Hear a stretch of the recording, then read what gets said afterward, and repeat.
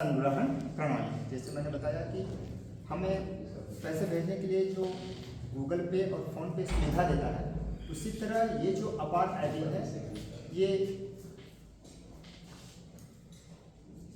शिक्षण संस्थाओं में क्रेडिट स्थानांतरण को क्या करेगा, सुविधा प्रदान करेगा। अच्छा, और ये कैसे काम करता है? देखो,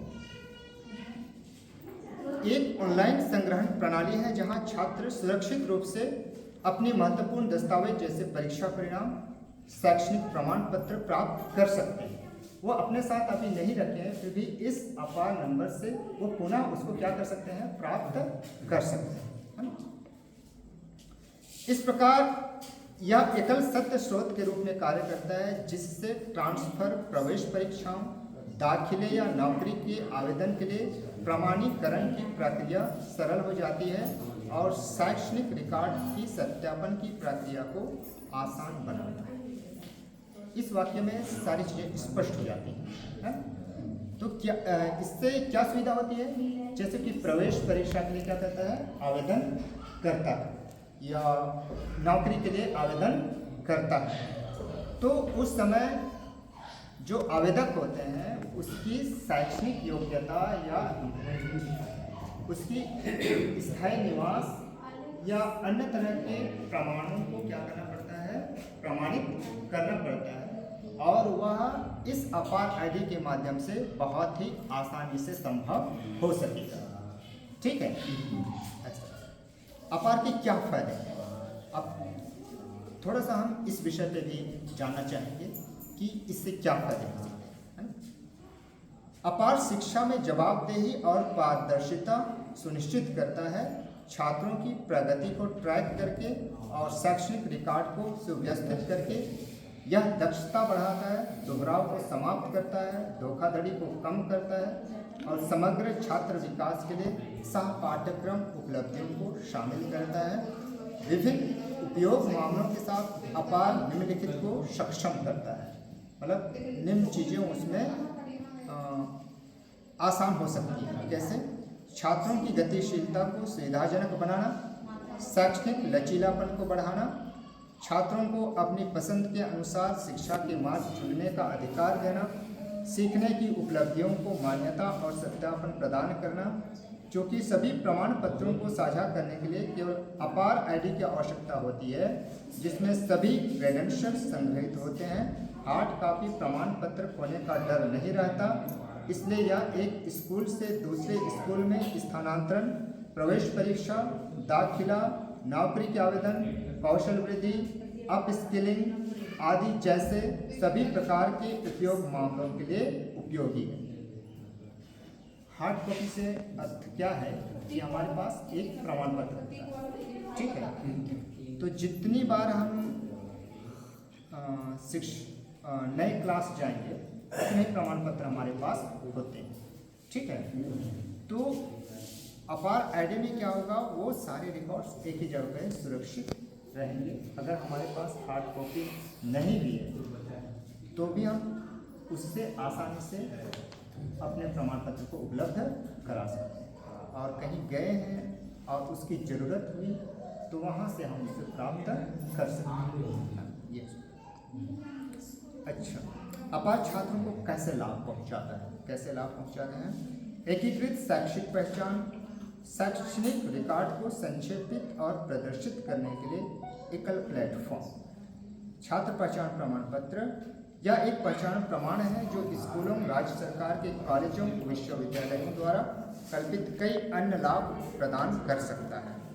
सहज शैक्षणिक गतिशीलता, शैक्षणिक स्तरों के बीच सुगम संक्रमण को सुविधाजनक बनाना, जीवन भर की शैक्षणिक पहचान, प्रारंभिक स्कूल शिक्षा से लेकर उच्च शिक्षा, उसके बाद रोजगार के दौरान कौशल विकास, पुनः कौशल विकास, अब स्किलिंग को सुविधाजनक बनाना।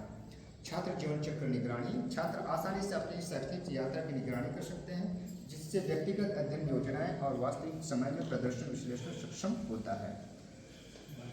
अर्थात वास्तविक समय में प्रदर्शन विश्लेषण, हम अपनी जो शैक्षणिक योग्यता है, विद्यार्थी है, वो पुनः क्या कर सकता है, वापस उसको देख सकता है। हार्ड कॉपी रहती है कहाँ है, ढूंढते ढूंढते हम थक जाते हैं, इस फाइल से दूसरे फाइल में या किसी अलमारी में है, कभी कभी ढूंढने में बहुत दिक्कत होती है, या कहीं हमने उसे जमा कर दिया वापस नहीं मिला, या ओरिजिनल खो गया तो डुप्लीकेट जहाँ जमा है वहाँ फिर जाके हम खोलने की कोशिश करते हैं। तो इस तरह की जो दिक्कत होती है उससे इससे बचा जा सकता है।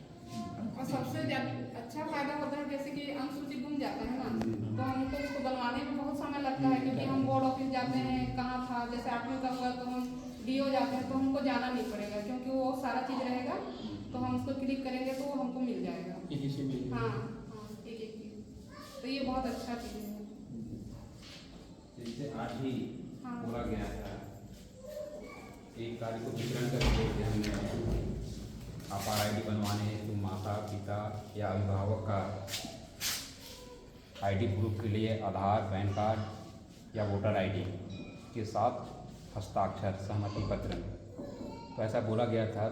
इसके बावजूद भी बहुत से कम छात्रों या छात्राओं के द्वारा विद्यालय को उपलब्ध कराया गया है, जिससे अपार आईडी बनाने में दिक्कतें हो रही हैं।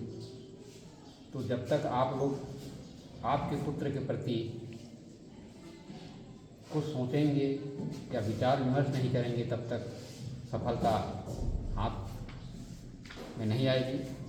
हमने जब से बोला गया है, जो भारत सरकार के दिशा निर्देश के अनुसार राज्य को दिया गया है, और राज्य कार्यालय के द्वारा जिला शिक्षा अधिकारी संस्था को एक नोडल एवं संकुल को सहायक नोडल के रूप में नियुक्त किया गया है। तो इस काम को तेजी लाने के लिए हमने अपने जो संसाधन है, सुविधाएं, लैपटॉप हैं, उनके माध्यम से कर रहे हैं। तो जिस विद्यार्थी का नाम आधार में गलत है और आपका आधार वेरीफाइड नहीं है, अर्थात अपडेट नहीं है, तो वह नहीं शो कर रहा है। इसलिए आपको सबसे पहले आपका आधार कार्ड को लोक सेवा केंद्र में जाकर वेरीफाई कराना पड़ेगा, अर्थात उसको पुनः क्या कराना पड़ेगा, नवीनीकरण करना पड़ेगा। आपका नंबर वही रहेगा, मात्र आपको लोक सेवा केंद्र में जाकर आपका फेस, आपका फिंगर एवं आपका मोबाइल नंबर आदि जानकारी के साथ अपडेट कराना पड़ेगा, पुनः उसको चालू कराना पड़ेगा। तभी आपके पुत्र में आपका आधार कार्ड अपार आईडी बनाने में सफलता मिलेगी। समझ में आ गई? और बाकी चीज़ें तो हमारे संदर्शिका जो मिली हुई है उनके बारे में हमारे कुजूर सर बारीकी से आपको बता रहे हैं। ये कोई आपको झांसा या कोई प्रलोभन देने वाली बात नहीं है। आपके पास यदि आधार वैलिड नहीं है, चालू हालत में नहीं है, तो आपके पास यदि मोटर ड्राइविंग लाइसेंस होगा तो उसको भी आप दे सकते हैं। यदि आपके पास वोटर आईडी है और वोटर आईडी आपके मोबाइल नंबर से लिंक है तो आप वोटर आईडी भी दे सकते हैं। यदि आपने पैन कार्ड भी बनवाया है तो आप पैन कार्ड भी दे सकते हैं। ऐसा नहीं कि आधार कार्ड ही हम सबमिट करें। जो आपका चालू स्थिति में है, अभी आपका कार्ड काम करना कर रहा है, तो ऐसे कागजात को आप अपार आईडी बनवाने में सहमति पत्र के साथ अटैच करके संस्था को उपलब्ध करा सकते हैं। समझ गए? ऐसा नहीं है कि केवल आधार कार्ड की, उसमें स्पष्ट लिखा है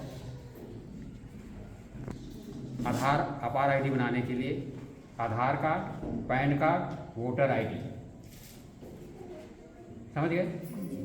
तो पैन कार्ड को आज इम्पोर्टेंट कर दिया है बैंक ने। हमारे ग्रामीण अंचल के अधिकतर नागरिकों ने सहकारी बैंकों में धान वितरण करता है, बेचता है ना, तो वहाँ खाता खुलवाने के लिए पैन कार्ड तो जरूरी है, आधार कार्ड जरूरी है। तो ऐसे लोगों का